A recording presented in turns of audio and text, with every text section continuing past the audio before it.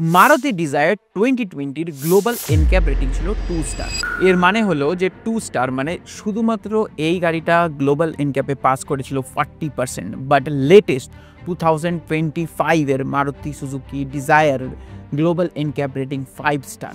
মারুতি সুজুকির হিসাবে যে মারুতি সুজুকি 2020 ডিজায়ার আর 2025 ডিজায়ারের মধ্যে খুব একটা বেশি চেঞ্জ নেই, আর সব থেকে যেটা বেশি ইম্পর্টেন্ট, দুটো গাড়ি সেম প্ল্যাটফর্মে তৈরি।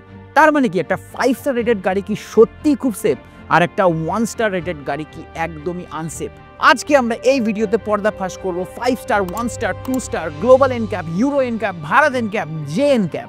হ্যাঁ, ঠিকই শুনেছেন, জে এনক্যাপ। সিট বেল্ট পরে নিন আর চলুন এই স্পিড ভরা আর সেফটির দুনিয়ায় কি কি খুঁটিনাটি তথ্য সমস্ত কিছুটা। আর ভিডিও শুরু করার আগে আমি একটাই রিকোয়েস্ট করব, যারা যারা এখনও অবধি সাবস্ক্রাইব করেননি, আর আপনাদের একটা সাবস্ক্রাইবে আমাদের অনেক বেশি মোটিভেশন দেয় ভিডিও বানানোর জন্য, তো প্লিজ সাবস্ক্রাইব করুন। চলুন ভিডিও শুরু করা যাক। কিন্তু যাই বলুন, মারুতি কিন্তু কামাল করে দিয়েছে। আগে যেখানে মারুতির গাড়িকে সবাই আনসেফ বলতো আর এই ধরনের মিম চলতো,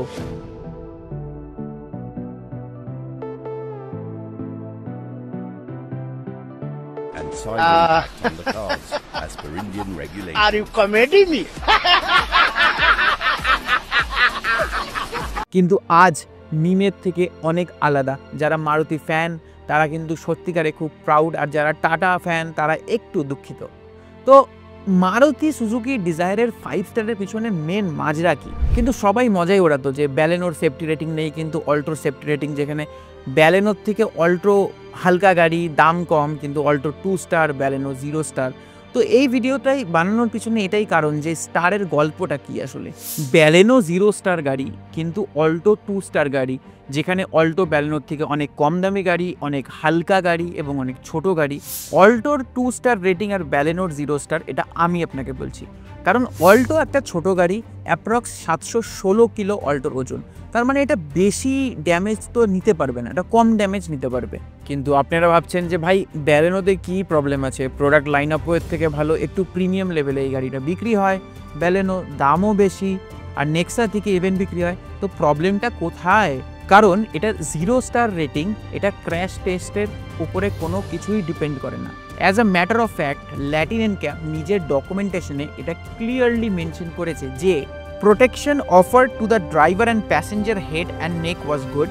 Driver and passenger chest should adequate protection, and the body shell was rated as stable is capable. এর মানে এটা all above capable for a crash test, and এটা crash test নিতে পারবে, মানে এটা ক্র্যাশ নিতে পারবে যদি এইসব কিছু ম্যান্ডেটরি রিকোয়ারমেন্টস থাকে। শুধু ইএসপি আর 6টা এয়ারব্যাগ না থাকার কারণে ল্যাটিন এনক্যাপ থেকে এই গাড়িটা একদমই ডিসকোয়ালিফাইড হয়ে গেছে, আর এই কারণে ব্যালেনোর 0 স্টার বা এত বাজে পারফরমেন্স ছিল।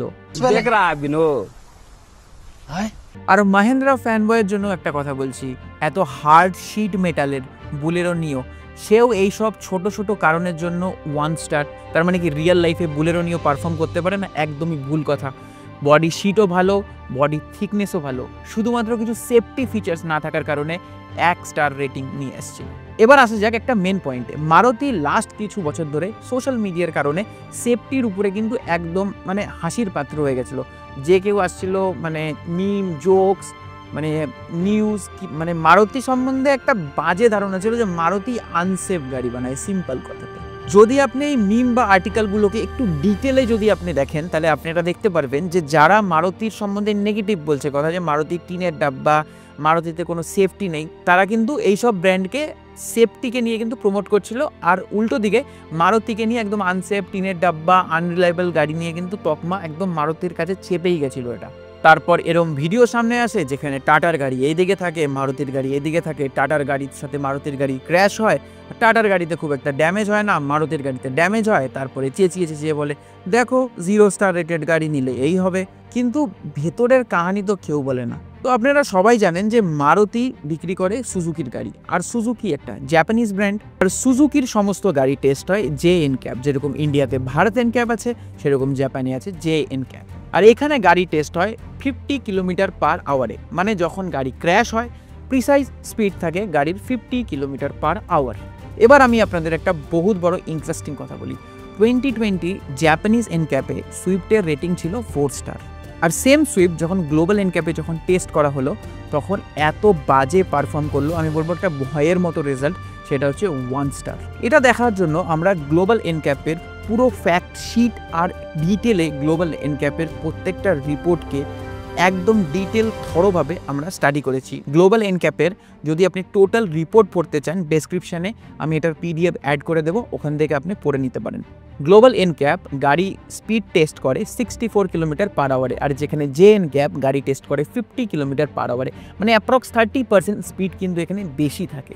এবার আসি সব থেকে মেন আর হিডেন পয়েন্টে, যেই পয়েন্টের কথা হয়তো আপনারা শোনেনও নি বা জানেনও নি। জে এনক্যাপে কিছু ইকুইপমেন্টের প্যারামিটার ডিফারেন্ট থাকে, আর যেখানে গ্লোবাল এনক্যাপে কিছু ইকুইপমেন্টের প্যারামিটার ডিফারেন্ট থাকে। সুইফটের গ্লোবাল এনক্যাপ টেস্টে শুধুমাত্র ইএসপি না হওয়ার কারণে 1 স্টার মাইনাস করে দিই। তো এই সমস্ত ফিচার্সগুলো কাটা হয়েছে। বাই দ্য ওয়ে, আমি চাইল্ড আইএসও ফিক্সের ওপরে একটা ডিটেল ভিডিও বানিয়েছি, যদি আপনারা না দেখেন এখনও প্লিজ গিয়ে দেখে আসুন, কারণ এটা আপনাদের বাড়ির বাচ্চার সেফটির উপরে ডিপেন্ড করছে। আমাদের ইউটিউব চ্যানেলে ভিডিও অলরেডি আছে, এই ভিডিওর পরে গিয়ে অবশ্যই সেটা দেখে আসুন। কিন্তু কিছু ফ্যান্সি ফিচার্স নেই জন্য পয়েন্ট কাটা হয়েছে, যেরকম লেন অ্যাসিস্ট, এর জন্যও পয়েন্ট কাটা হয়েছে। এমার্জেন্সি ব্রেকিং সিস্টেম, যেই ফিচার্স ভলভো, মার্সিডিজ, অডির মতো গাড়িতে আসে, সেই ফিচার্সের জন্যও পয়েন্ট কাটা হয়েছে। আর সেটা 1 পয়েন্ট না, 3 পয়েন্ট কাটা হয়েছে এইসব ফ্যান্সি ফিচার্সের জন্য। মানে AAB প্যাডিস্ট্রিয়ান, AAB city, AAB inter urban, তো এইসব কারণেও 3 পয়েন্ট কাটা হয়েছে। এই ফ্যান্সি ফিচার্স না হওয়ার পেছনে 1 পয়েন্ট পুরো vanish. Rear seat belt reminder ছিল না, এর জন্যও 1 পয়েন্ট হয়েছে কাটা। আর মোস্ট ইম্পর্টেন্ট পার্ট, যদি আপনার গাড়িতে যদি 6টা এয়ারব্যাগ না থাকে, তাহলে আপনার যেই কোম্পানিরই গাড়ি হোক 2 স্টারের বেশি কিন্তু স্কোর করতেই পারবে না। আপনার গাড়ি যদি আপনার মনে হয় যে 2 থেকে বেশি স্টার পারফর্ম করা উচিত, তাহলে আপনার গাড়িতে মিনিমাম 6টা এয়ারব্যাগ তো ম্যান্ডেটারি। তার মানে কি, যে পুরনো 4 সিলিন্ডার যেই সুইফট ছিল তাতে যদি খুব ভালো সেফটি ফিচার্সও থাকতো, তবুও এই দুটো এয়ারব্যাগের সাথে 2 স্টারের বেশি কিন্তু স্কোর কখনোই করতে পারতো না। রিয়েল লাইফ সেফটি আর গ্লোবাল এনক্যাপ সেফটি, স্পেশালি যদি আপনি ইন্ডিয়ান রোডে যদি আপনার গাড়ি ড্রাইভ করেন, তাহলে কিন্তু দুটো হাতের তালি একসাথে কখনোই হতে পারে না, এটা মিসম্যাচ হবেই হবে। পুরনো সুইফটের ক্র্যাশ টেস্টে গ্লোবাল এনক্যাপ নিজেই একটা ভালো জিনিস বলেছে, although head and neck protection is good, body shell was rated as unstable as it will not be capable of withstanding further loading. আমি এটা একদমই বলবো না যে গ্লোবাল এনক্যাপ কোনো ভুল টেস্ট করে বা গ্লোবাল এনক্যাপের টেস্ট ঠিক না, কিন্তু গ্লোবাল এনক্যাপ কী করে, গ্লোবাল এনক্যাপ আপনাকে একটা ওভারভিউ দেয়, আপনার গাড়ির স্ট্রাকচারাল, আপনার গাড়ির সেফটির উপরে একটা ওভারভিউ আপনারা পেতে পারেন, যে আপনার গাড়ি অ্যাক্সিডেন্ট বা ক্র্যাশ হলে আপনার কি কি হতে পারে বা কীরকম টাইপের ক্র্যাশে কীরকম ড্যামেজ হয়। এটা সিম্পল একটা ওভারভিউ আর আইডিয়া যে ক্র্যাশের সময় আপনার গাড়ি আপনাকে কতটা প্রোটেক্ট করবে। আর সেকেন্ড পয়েন্ট হলো যে আপনার গাড়িতে কি কি মডার্ন সেফটি ফিচার্স আছে, যেগুলোর সাহায্যে আপনাকে আরও বেশি প্রোটেকশন দিতে পারে। তো এটাই মূলত মেন কাহিনী, যে সেফটি রেটিংয়ের গল্প। কারণ জে এনক্যাপ বিশ্বাস করে যে 2টো এয়ারব্যাগ এনাফ, গ্লোবাল এনক্যাপ বিশ্বাস করে মিনিমাম 6টা এয়ারব্যাগ তো আপনার গাড়িতে দরকার হবেই হবে। আর এগুলোর সাথেই রেডি আপনার 5 স্টার রেটেড কার। তো এবার আপনার মনে কোশ্চেন আসতে পারে যে আগে কেন হয়নি, কারণ আগে মারুতি ফোকাস করেছিল শুধুমাত্র জে এনক্যাপে, কিন্তু লাস্ট 2-3 বছর ধরে যখন সোশ্যাল মিডিয়া বুম হলো আর সবাই যখন অটোমোবাইল ব্লগার, অটোমোবাইল ইনফ্লুয়েন্সার হয়ে গেল, তখন মারুতি এটা বুঝতে পারলো যে সোশ্যাল মিডিয়াতে সেফটিটাও একটু ম্যাটার করতে হবে। তো সেই কারণেই সেফটি গাড়িকে প্রমোট করা শুরু করে দিল। মারুতির প্রত্যেকটা গাড়ি যদি মারুতি চায় তো মারুতি সেফটি বানাতেই পারে। তো বন্ধুরা, কনক্লুশনে এখানে আমি আপনাদের 3টে পয়েন্ট বলবো। নাম্বার 1 পয়েন্ট হলো, যদি আপনার কোনো গাড়ি ক্র্যাশ টেস্ট রিপোর্ট যদি জানতে হয়, তাহলে পুরো রিপোর্টটা পড়ুন, নাকি এইসব ভিডিও রিল দেখে কিচ্ছু বোঝা যায় না। পুরো রিপোর্ট পড়ুন, আপনি পুরো জিনিস বুঝে যাবেন। সেকেন্ড পয়েন্ট, ক্র্যাশ বা অ্যাক্সিডেন্টের ব্যাপারে বেশি ভাবার আমার মনে হয় না যে খুব একটা দরকার আছে। এটাকে বলা হয় ডিজাস্টার মার্কেটিং, যেটা আজকের ডেটে খুব চলছে। ডিজাস্টার মার্কেটিং, যে আপনাকে ভয় দেখিয়ে আপনাকে জিনিসটা বেচা হবে। আর থার্ড পয়েন্ট হচ্ছে, এটা ভাবুন যে আপনি কোন কোম্পানির গাড়ি নিচ্ছেন, তার রিসেল ভ্যালু কী আছে, তার ফিউল ইকোনমি ভালো কিনা, এবং সব থেকে মোদ্দা কথা তার সার্ভিস নেটওয়ার্ক ভালো কিনা, এবং আপনার গাড়ি যখন সার্ভিস হবে হ্যাসেল ফ্রি হবে কিনা। আলটিমেটলি 5 থেকে 10 লাখ 15 লাখ খরচা আপনি করছেন, আর এই মাথা ব্যথা আপনাকেই নিতে হবে। যদি আপনার সার্ভিস সেন্টারে গিয়ে বারবার আপনার সাথে ঝামেলা হয়, লং টার্মে যদি আপনার গাড়ির ভ্যালু না থাকে, গাড়ির স্পেয়ার পার্টস যদি খুব বেশি হাই পয়সার হয়, আর সেটা যদি আপনার অজান্তে হয়, গাড়ি কেনার পরে আমার মনে হয় এটা একটা হেডেক হয়ে যাবে। গাড়ি কেনা বা গাড়ি চালানো একটা পিস অফ মাইন্ডের জিনিস, এটাকে হেডেক বা ফোমো ক্রিয়েট করে যাবেন না। তো আপনার পছন্দের গাড়ি আপনি যখন কিনবেন নিজে রিসার্চ করুন, বা চাইলে আমাদের চ্যানেলটাকে ফলো করতে পারেন, কারণ আমরা আশা করি যে কখনো বিক্রি হব না আর আমাদের স্ট্যান্ড পয়েন্ট এরকম জায়গাতেই থাকুক। আর তবুও আমি এটাই রেকমেন্ড করব যে আমাদের চ্যানেলের সাথে সাথেই আপনি নিজেও রিসার্চ করুন, কারণ নিজে রিসার্চ করলে পুরো কেস স্টাডি, পুরো রিপোর্ট যখন আপনি পড়বেন আপনার কাছে পুরো জিনিসটা ক্লিয়ার হয়ে যাবে।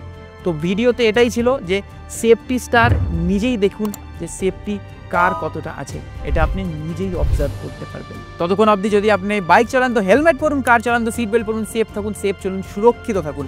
By and take care. খুব তাড়াতাড়ি দেখা হচ্ছে আরও একটি নতুন আর ইন্টারেস্টিং ভিডিও নিয়ে। Till then signing of.